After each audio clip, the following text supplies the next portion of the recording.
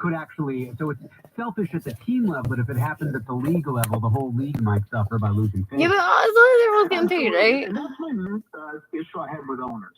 It's not that they want to try to get rich.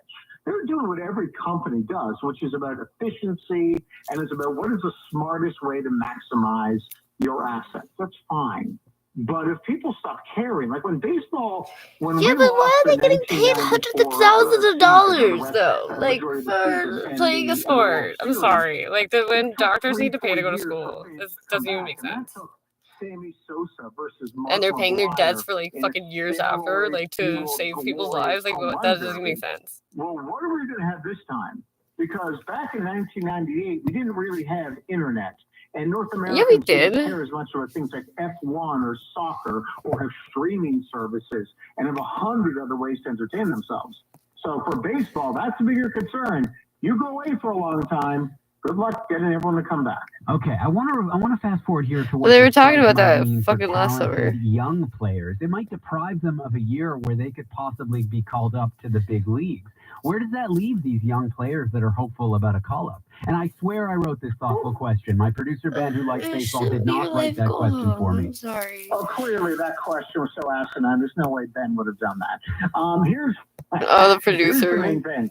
For the young players, did he get fired or what? When they get called up, like for local Toronto fans, fans of Vladimir Guerrero Jr. If you're that young hotshot prospect, you love what's going on now because part of the fight is about trying to get it so that young players can get called up sooner without teams being able to control their contract destiny for so long. That is a big part of it. Here's the main thing. The main people that are going to be concerned about this lockout are the players that are super rich or about to become super rich.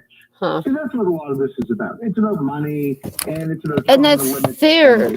But when doctors are paying back their fucking school debts up until they're 40, and they're like, rah, rah, rah, free school. It's like, free school for who? And then like anyone who's an immigrant who comes here who already has their education, they have to redo school. So this could actually have a positive effect on young players. Oh, absolutely it could. Yeah, it could. Listen, in the end, the people that are going to mainly get impacted by this, it's the same thing in everything else in life. It's the middle class. The middle class are the ones that are getting called out by this if you lose a season. The super rich guys, they'll eventually work it out. The super talented young guys, this could, not should, but this could turn out to their benefit. It's the majority of the middle. They're the ones that could be in trouble. Hey, Matt, I want to zoom to hockey now. There's been some talk of a response to the Ukrainian crisis right now in hockey. What has that been? The most interesting thing is that the Ottawa Senators, they're because Eugene Melnyk, the owner of the Ottawa Senators, has ties to the Ukraine. Or to Ukraine, excuse me, I don't like to keep saying they're playing the national anthem now at home games for the Ottawa Senators. Compare that with the Washington Capitals, where their big stars, Alexander Ovechkin, who is big time tied in with Putin and is campaign.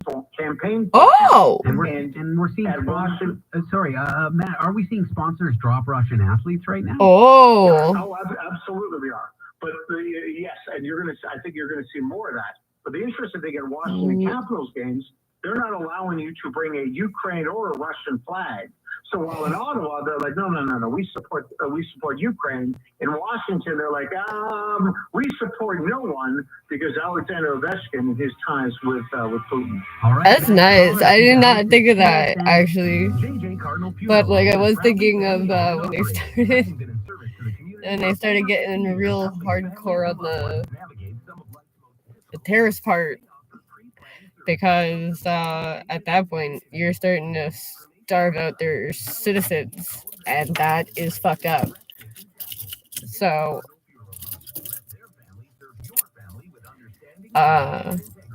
yeah, but they're saying they were banning the air, any kind of air travel, because there was like 2 planes full of Russians, and they said it's a humanitarian flight, and they said nope, doesn't matter. Russia's not allowed to fly in any way, shape, or form, anywhere, anything, anywhere, basically. So BAS3BALL, we come to you.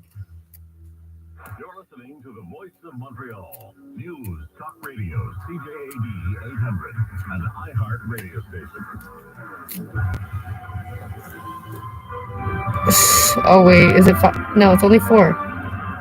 Good morning, it's 4 o'clock. I'm James Foster with your CTV News Update. Cloudy skies Oh, and okay. what could be some wet snow. Let's just call it slush falling from the sky later today. 4 degrees downtown. Your weather details in moments. Here's what is making news. I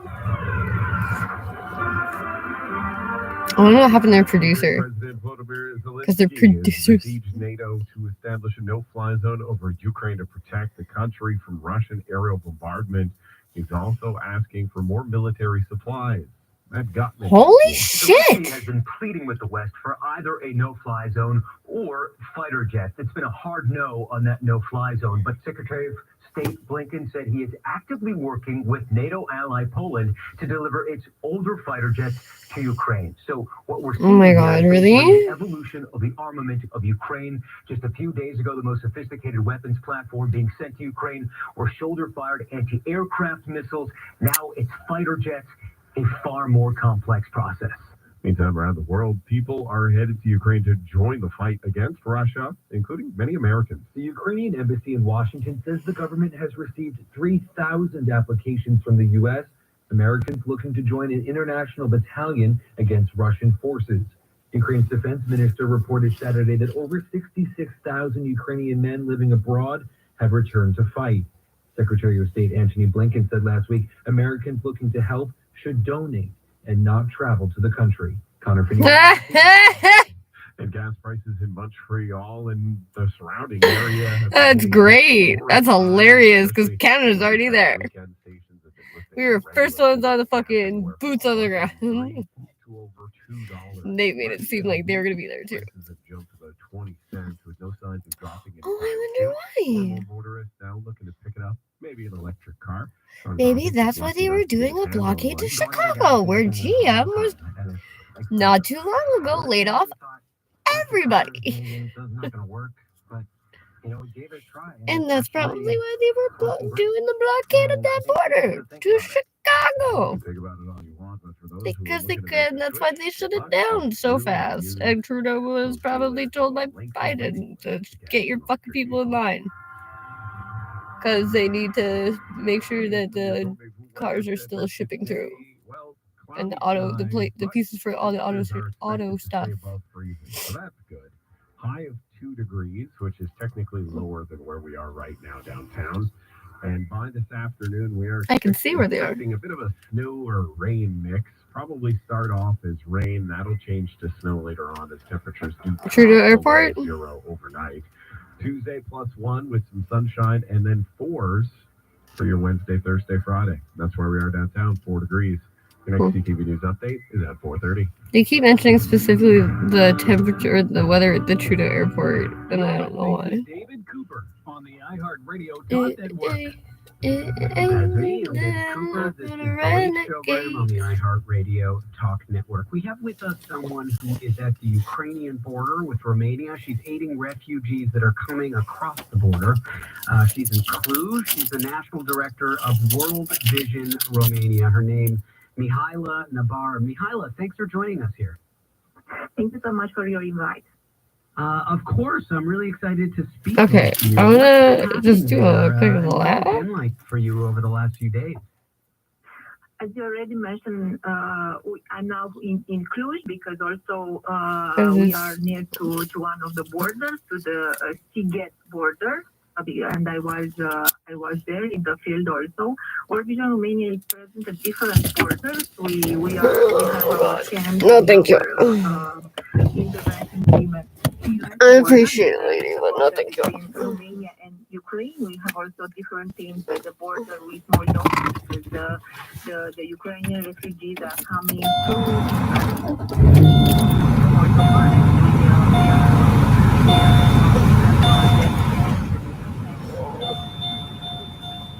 Really?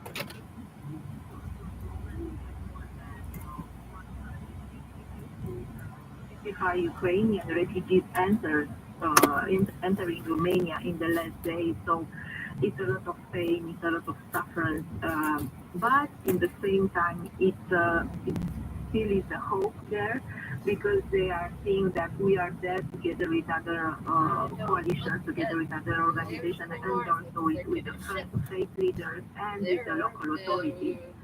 So, yeah, this is the situation at the border. Yeah, we've seen some heartwarming videos of Romanians and welcoming these refugees. What's the sentiment been like from those that have been welcoming them?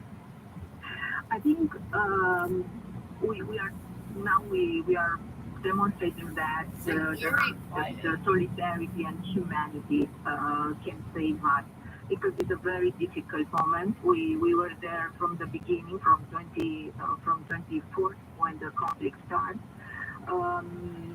We are putting our efforts together, our resources together, and also our money together, because yes, World Vision Romania, together with World Vision International, is doing a fundraising campaign now. We are part of different humanitarian coalitions here in Romania. Also, World Vision International is part of the humanitarian coalition, so we need to be there. We need to protect our children. Our most important aim and goal is to protect the children. We are calling actually on all parties to practice and respect international humanitarian human law and refugees law, because we know very well that under international law, civilian infrastructure, including home, hospitals, and schools, must not be targeted and must be protected at all times. So that's why in Ukraine is not happening like that. We are asking and we are calling to all parties to respect the human rights law and the refugees law and the international humanitarian law. Good, and as well they should. For people at home in Canada, where are you relative to where the conflict is? So actually, from people so they are coming. The Ukrainian refugees are coming to Romania, to their relatives, to their friends. But the majority of refugees want to go in Poland, in Spain, in Italy, in Germany. Romania is it was at the beginning of the crisis. It was a transit country. Now, in the last 2-3 days, we are seeing a totally different scenario. They want to stay here in Romania, also part of them. That's why we need to be able to respond to their needs, because we have a lot of children and we have a lot of women, and it's another risk having these numbers of refugees at the borders. Is the risk of abuse, neglect, and child trafficking, and we need to pay attention to these kind of things. We need to act and to react with this abuse and neglect.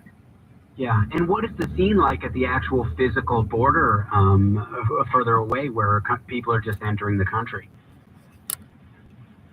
What is the scene? What they are saying there? Or what are the conditions like at the actual border between Romania and Ukraine? Okay, we have in Romania we have a lot of, and we saw the increasement of refugees, of the number of refugees. From the beginning of the crisis, the number increases from 200 per hour to 400 per hour, and now we have 600 people per hour asking to enter in Romania. Also, we have at different borders the queue more than 12 kilometers in Ukraine. But in Romania, we have a lot of NGOs prepared at the borders, especially World Vision International, because we have here a lot of our experts from international and also Romanian colleagues that are there at the border. And we are working very closely with the local authorities. We have we are working in the camps in the tents with the children.